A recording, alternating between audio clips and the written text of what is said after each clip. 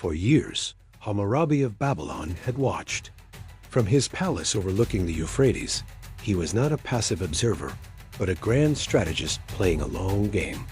He had written letters, not of friendship, but of intricate diplomacy, weaving a web of alliances and obligations.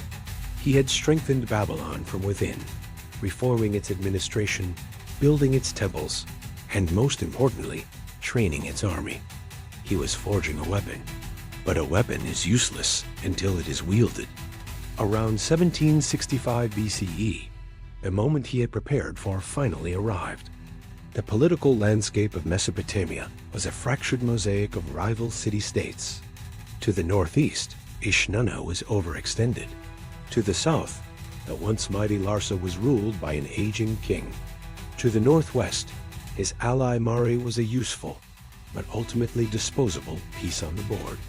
Their resources were stretched. Their trust in one another was thin. Hammurabi, the patient king, stopped observing, and he began to conquer.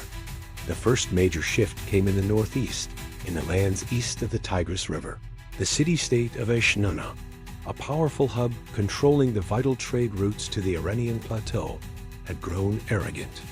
Its king had declared himself a king of the universe, a title that angered his neighbors and signaled a dangerous ambition. Through years of expansion and aggression, Eshnunna had made many enemies. Hammurabi did not attack immediately. That was not his way. He employed a strategy of political isolation, using his network of diplomats and spies to fan the flames of resentment against Eshnunna. He watched as Elam, a powerful kingdom to the east, engaged Eshnunna in a costly war.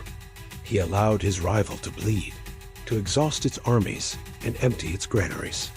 Then, when Eshnunna was isolated and weakened, Babylonian forces moved. This was not a clumsy, head-on assault.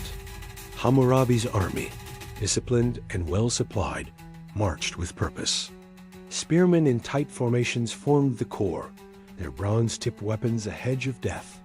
Archers, protected by large shields, rained arrows upon the city's defenders. But the true target was not the walls. It was the water. Babylonian engineers, experts in Mesopotamian hydrology, diverted and dammed the canals that fed the city. The campaign was swift because it was strategic. Thirst and hunger were more effective than any siege engine. Eshnunna fell. With its collapse, Babylon gained more than just territory. It seized control of the Diyala River region and the vital trade corridors linking Mesopotamia with the tin, copper, and lapis lazuli of the east. This was not just a military victory. It was a masterstroke of economic warfare. Babylon now controlled the arteries of commerce. With the northeast secured, Hammurabi turned his attention south. Here, the dominant power was the city of Larsa, ruled by the aging king Rim-Sin. For decades, Rim-Sin had been the master of southern Mesopotamia, controlling the fertile alluvial plains and the intricate canal systems that had once belonged to the legendary city of yore. But Larsa's strength was a facade.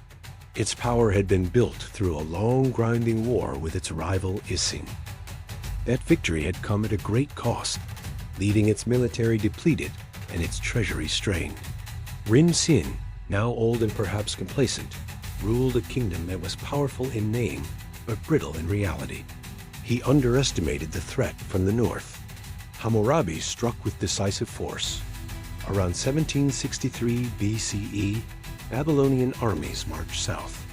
Once again, the strategy was not a direct assault on Larsa's formidable walls. Hammurabi's genius was in understanding that in Mesopotamia, power flowed with water. His forces systematically captured the smaller cities and towns along the canals that fed Larsa. They seized control of the headgates, the critical junctions that regulated the flow of the life-giving water. For Larsa, the effect was catastrophic. But King Rim-Sin, a warrior in his youth, would not let his kingdom die of thirst without a final fight. He gathered what was left of his army for one desperate gamble: a direct assault to retake the main canal headgate east of the city.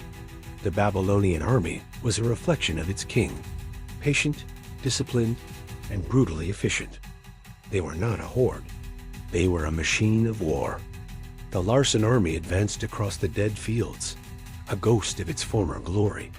These were the sons of Sumer, fighting for their homes, their gods, and the last drops of water in their city. They raised a desperate war cry, a sound of defiance against their inevitable doom. The Larsan chariots race ahead, not as a shock force, but as skirmishers. They sweep across the Babylonian front, their archers loosing arrows, trying to disrupt the disciplined line. A few Babylonians fall, but the gaps are immediately filled. The line holds. Hammurabi's commanders did not panic. They held the core of their infantry in reserve, refusing to break formation. The Babylonian archers, using powerful composite bows, returned fire. Their volleys were not random shots, but disciplined waves of arrows that fell among the advancing Larsan foot soldiers. The main Larsan infantry force hits the Babylonian spear wall. The impact is a brutal crush of bronze, wood, and flesh. The Larsan soldiers, with shorter spears and axes, hack and stab at the wall of shields, trying to create a breach.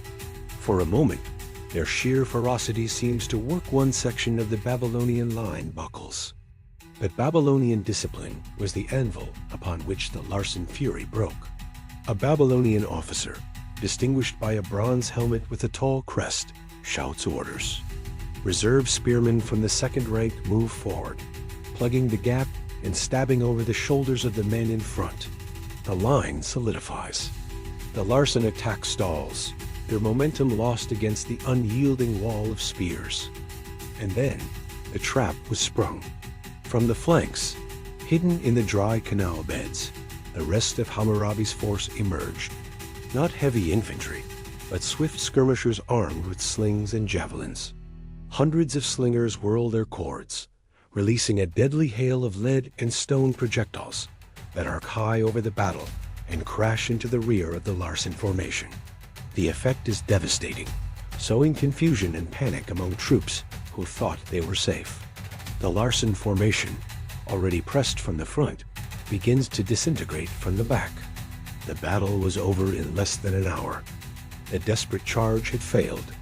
The Larsan army, broken and demoralized, rooted back toward the city, harried every step of the way. Rin Sin, watching from his chariot, was forced to retreat behind the very walls that had now become his tomb. The head gate was secure in Babylonian hands.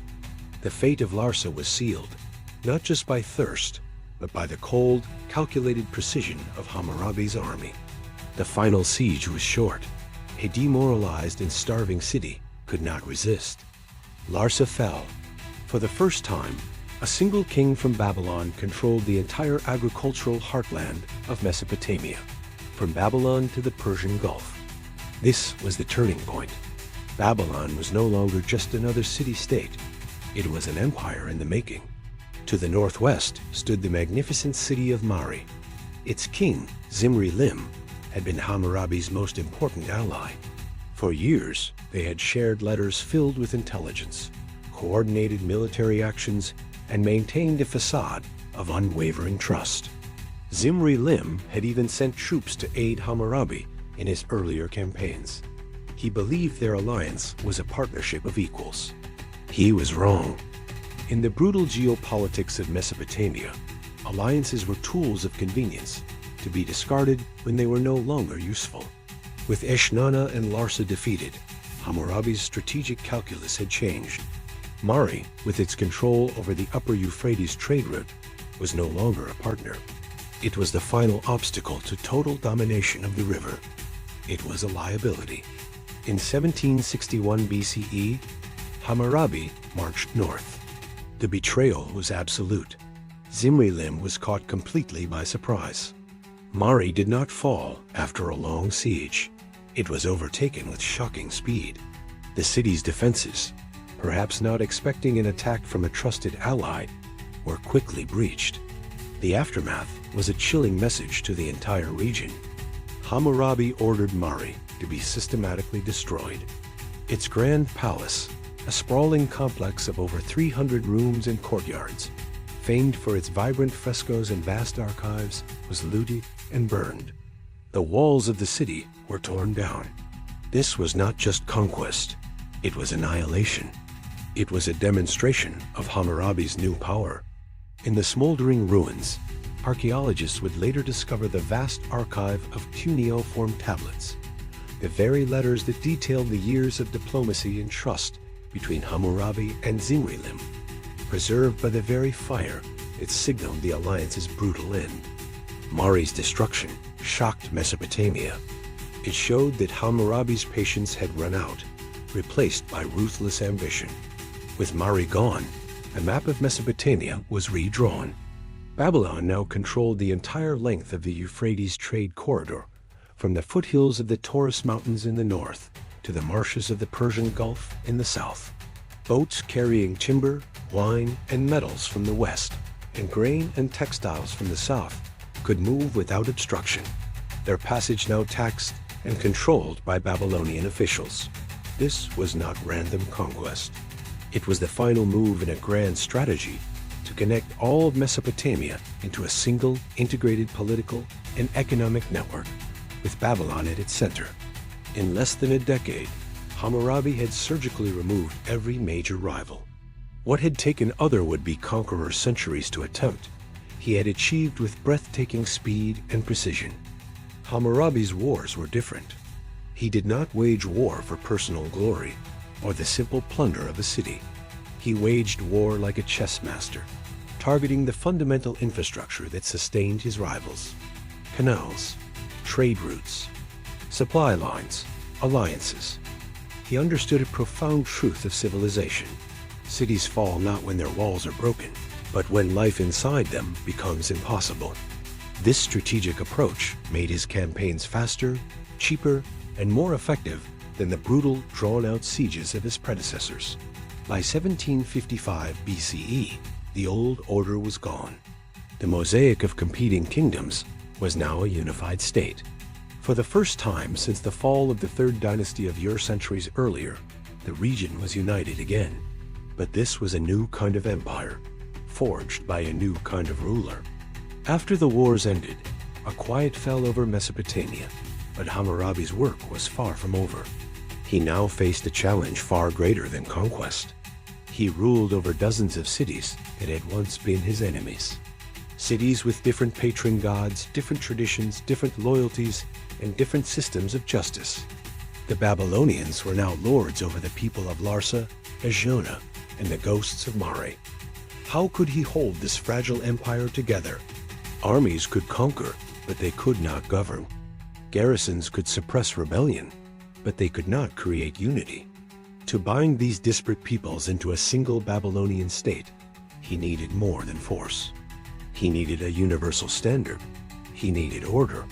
And this need for order would lead to his most famous and enduring legacy. Not a monument of stone, but an idea. A code of law. Hammurabi, the warrior king, had united Mesopotamia through fire and sword. Now, Hammurabi, the statesman, would attempt to unite it through justice. In the next episode, we will explore the Code of Hammurabi. Don't forget to like and subscribe if you want to catch the next video.